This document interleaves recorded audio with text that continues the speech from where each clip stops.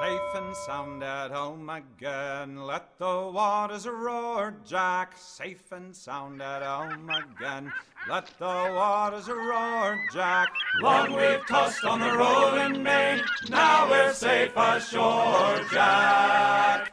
Don't forget your old shipmate, folly, rolly, rolly, rolly, rido. Welcome to our humble but dated library. Come on in. So here we are in the CMHS library, the William Ripley Jr. Library. And my name is Kathy Cerruti. I'm the librarian media specialist, and I teach 8th grade research, and I teach mainly in this space. And I wanted to take you on a tour of some of the challenges and the hopes and visions for our humble little library here, in hopes that we transform it into a learning commons. So what is a learning commons? A learning commons is a collaborative workspace that allows us to innovate and reinvent a modern library space for students in a school or community setting. And so when we think about a traditional library, we think about stacks of books and a quiet space and maybe some computers, but what we're looking to do is provide a space where students can work collaboratively in a way that is relative to the kinds of research and study that they're doing in this day and age and going forward for the next 10 years. What's wrong with the existing library, really? Can you tell me a little bit more about that? Sure. So physically, there are very poor sight lines. So our current library media specialist, we have students who might be sitting where we are now. We might have students who are working over in the corner. You can't visually drink it all in at the same time. For students to come in and work, they're limited to large, very old-fashioned, what feel like conference tables, and we're asking students all the time to get messy with a project and to dig deep and to collaborate, and even the electrical outlets aren't handily reached. So physically it's a cumbersome space, and we've tried to maneuver some of the stacks, we've tried to look at ways of reconfiguring it, and it just simply doesn't work. It was certainly appropriate when the renovation took place in 2002, and it's nice furniture, but it just doesn't serve the needs of our modern learners. And you'll notice right off our very heavy dated furniture that's extremely hard to reconfigure. So this space is pretty static at this point. If you want to reconfigure it, it requires a lot of effort. And if there's a class going on in here, that class pretty much takes up the whole library, and not many other people can use it. Very few people can use it if a class is in here. Hi, my name is Piper Norton. I'm an 8th grader at Cohasset Middle High School, and I'm going to be a freshman next year in high school. And I think that making the library a new and renovated place would be a really great improvement for the school, because there would be a lot more opportunities for kids to work together on projects and everything in the library, which will help everybody become better students. We can do more homework in the library, and there will be a more inviting place for kids to work on projects and do homework after school. Can you tell us about the Learning Commons project and what it's going to look like? Sure. It was the brainchild of a library task force that started about 4 years ago, and then they wrote a CEF grant that initially was going to be about researching ways we could improve the library space itself.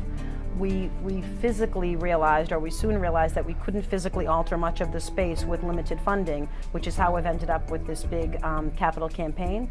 But the physical space we're going to take out the big clunky tables, and we're going to have small collaborative working spaces. We're going to have opportunities for group presentations, small group presentation, where kids can practice that skill. We don't offer a public speaking course per se, but our students do many presentations and courses.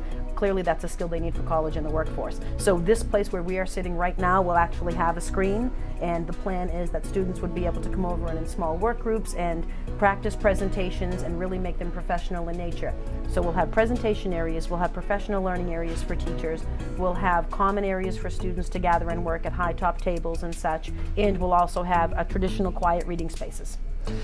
So this is our the rendering of our new Learning Commons. This is our hope and dream. And the one thing that the kids love to say when they see this is that it looks like an Apple store, Mrs. Cerruti. And that's a good thing, because the whole layout, the whole modern feel of it, the whole being able to congregate in different areas and reconfigure the area, and little genius bars, or these are actually charging stations. All of this speaks to the kids in a way that this space does not speak to the kids. I am Taylor Marshall and I'm in 8th grade. I love the new look of the library. It looks modern, bright, and inviting. I think it's really cool that you have a place to charge your laptops or your tablet or your phone. And I think they're a great way to use all the technology. This library, it kind of looks uninviting and old and kind of boring, so I'm very excited to see the new library look. So tell us about the cost of this project. So it is expensive. So the goal for CEF was $250,000, which initially struck all of us as quite a bit of money. And then we realized in working with Staffer Design, who has worked with other library spaces, and Carolyn Coffey, who is obviously integral in the renovation of the Pratt, library spaces demand that you invest for a long time. So I, along with some other kids and parents, had talked several years ago about what we now refer to as can't we just do an HGTV kind of thing. So I figured we would come in with rollers in the summer and would spruce it up, and there'd be lively paint colors and maybe a few new chairs that we could purchase from various outlets around town. And we realized that was impractical because we were really just putting a Band-Aid on something that needed a larger fix. The school requirements, the fire code requirements demand that we go through certain distributors to get a certain grade of furniture and carpeting, not only for the wear and tear, but for the safety of the students. So those aren't things that we can pick up at a Home Goods or IKEA or anything like that. So initially it seemed cost prohibitive, but the generosity of the community and certainly the efforts of the CEF have proven that we can really make this thing happen in a way that makes it relevant and useful for at least the next 10 or 15 years. Who will benefit from the Learning Commons? Everybody. So I have students who currently in the building. The seniors might be a little sour grapes since they won't necessarily benefit, but they can come back as alumni, of course. I see all of our students using it. Obviously the students at the Dare Hill and the Osgood will inherit the lovely space in some years' time, but I would hope that the community would use it. It's always been interesting to me that we don't have more community groups that ask to use it, and I assume it's because it's kind of a clunky, unwelcoming space. And even when I host parent meetings here during the course of the year, we kind of jockey for position. Faculty meetings are held in here. That's always a little bit awkward. So I would imagine that we might have scout troops, we might have other organizations when they meet to plan community events. This would be a totally appropriate space for community groups to come in and use. But more particularly with a focus on the students, I would love to see students sign out a space for a study group. Most of our kids are used to working with other students and collaborating at times, but they're quickly going to realize that that is a college survival skill that sometimes we're not terrific at encouraging. And if we could have kids get in the habit of not just meeting with maybe their AP teacher, but students studying for any test to say, ooh, let's sign out the small group space in the Learning Commons from 4 to 6 on Tuesday night. I mean, that's the best use of the space. Hi, I'm Cam Albanese, and I think the library right now is a little bland and out to date. And I think the new renovation will be a little bit better, and it'll be more student friendly. I'm William Lachlan, and the library, it's spacious, but it definitely needs renovations. It's hard to move stuff around, and it's bland. The lighting's not that great, and the renovation would make it look way better and way more friendly for people that need to use it. The furniture looks a little more movable, and it'll be more social because people you can the tables are more they're on wheels, so you can move them around, and instead of having these big wooden chairs. And also I think the chairs and stuff look way more nice than the hard wooden chairs and some the older small sofas that are around the library. How would you possibly incorporate this outdoor space, which I think a lot of people don't even know exists? Right. So right now there's an ecology class that uses it for plantings in the spring, and that's a wonderful project, and it's certainly, but there's a courtyard piece right out back of the library that we would put furniture in, and I would certainly encourage students. The seniors have their own courtyard for dining, but I would welcome student groups to be out there on a beautiful day. What's better than sitting in the sun and reading a bit of a book and being able to talk about that as a group? Students could certainly venture out there to put together photography projects projects. Right now they often go around the exterior of the building, and certainly kids would be welcome to use it during utility periods and at lunch times, depending on our level of supervision and their ability to be independent and mature in the space, which frankly I think they're quite capable of. And if given clear expectations, I think the kids would welcome the opportunity to be able to just be trusted to come in and work on something in a space that isn't necessarily confined.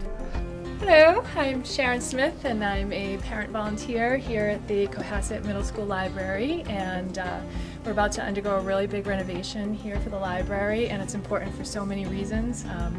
So many kids come through here and they need books, and they need new books and a new area to find books and study and do their work. One of the things that I do is I help restock the books and put them back, and I help students when they need help with anything, and I support Kathy in anything she needs. When the library renovations happen, one of the things we hope is for lower stacks so that Kathy can see everybody. So if a student is back here looking for a book, you'll see that Kathy can't even see them. And none of us can help a student find a book if they need it because the stacks are just so high. So hopefully this space will become much more open, and students will be able to work together in a more collaborative way. Kathy will be able to assist them, I'll be able to help them along with all the other parent volunteers, and so that's why we hope you will support the library renovations. So have other schools in nearby districts done similar things in terms of moving away from the traditional libraries? People have done traditional things. I know that Hingham was looking into it. I know that the Hanover High School Library overlooks the cafeteria. Theirs is kind of in a transition. They were built about 6-7 years ago, I think. So schools that built it then definitely had a more open feel and a more flexible style of setup. But other schools, anybody looking at a renovation, Marshfield has a new high school. Everyone knows this is where you need to be. Hi, I'm Leontina Marco Tulli, parent and library volunteer here at the Cohasset Middle High School Library, and I'm really excited about the new plans because it creates an open environment, a relaxing environment for the students to be able to come in and research, and maybe even, after school they can come in and hang out as they're waiting perhaps for a sibling to finish up another activity. The current environment isn't as inviting as one would like it to be. The students don't typically think about coming here, but looking at some of the reactions when they've seen the plans, they're all very excited about it. Why is it so important?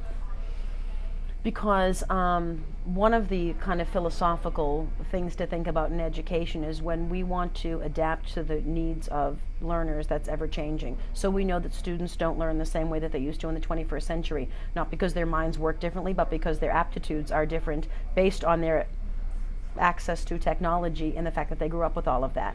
So one of the anecdotes that I'm fond of sharing is attending a recent conference about digital literacy and empowering students to learn in the 21st century. Acknowledged that for a long time, schools have done an excellent job of retrofitting our current curriculum to include technology that students might find accessible. So we might have students doing a web quest. We might have students demonstrating their learning through a video or through building of a website or something like that. But what we're really doing was adding on to a curriculum that already existed, and a Learning Commons acknowledges that we need to reinvent the way, or acknowledge that we aren't adding on to the way we used to do things. We need to reconfigure everything. We need to rethink it and be honest about the fact that students aren't necessarily going to be required to demonstrate knowledge in the workforce or in college the way we traditionally expected them to. So part of our obligation, I think, is to give them opportunities to be creative and to share with us how they best learn. And that's acknowledging of universal design for learning, and it's acknowledging of all the best practices in education these days. And it doesn't mean that we take everything and throw it away, but it means that students are much more independent and able to articulate to us how they best learn and how they can best demonstrate their mastery of a standard. And so I think that providing a space where students are encouraged to do that on their own alongside of teachers is just honest about the direction of education. I'm Olivia Jeff, is 6th grade. I feel like the chairs will be easier to push around and move, so when you're working in groups, it's easier to gather around. Yeah, I like how they're shaped and they look very comfortable. Now, just in relation to the campaign, how is that going? Fantastic. We've been very excited to meet with small groups of people at a variety of fundraisers, and my latest word from Cindy Matheson is that the current fundraising is up to $161,000, which is extraordinary. And why should people give money to this project and not something else? I think the CEF dedicated the capital campaign to this project in a way that was demonstrative of the fact that it is so good for all of the community. So they're dedicated to our schools. We know that the schools are reflective of the community itself, and the success is proportionate. But I think that because it feels good to invest in something that 90% of the residents of Cohasset are going to benefit from, and or a place that you know would be welcoming and supportive of any community initiatives, and because it's sound practice. What do you imagine it's going to look like when you come in here? What are you hoping to see? I imagine that it will look collegiate but age appropriate, if that makes any sense at all. I imagine that it will be 10 or 12 students along the front, study carols by the window, getting a project done, getting something done on their own, maybe during a lunch hour or something like that. I picture another group of 5 or 6 kids in the green and blue chairs, really talking about maybe planning for a presentation or something like that. I'm hoping that I see at least 3 or 4 people curled up with a good book. And I'm hoping that I see lots of classrooms collaborating with Kathy Cerruti, working with the librarian to talk about digital research and how you do that responsibly, and doing some cross-curricular stuff, and even to the point where students might have 2 or 3 teachers in here working with a similar cross group of kids. I imagine that it will be busy all of the time. I would be devastated if I ever saw the space empty.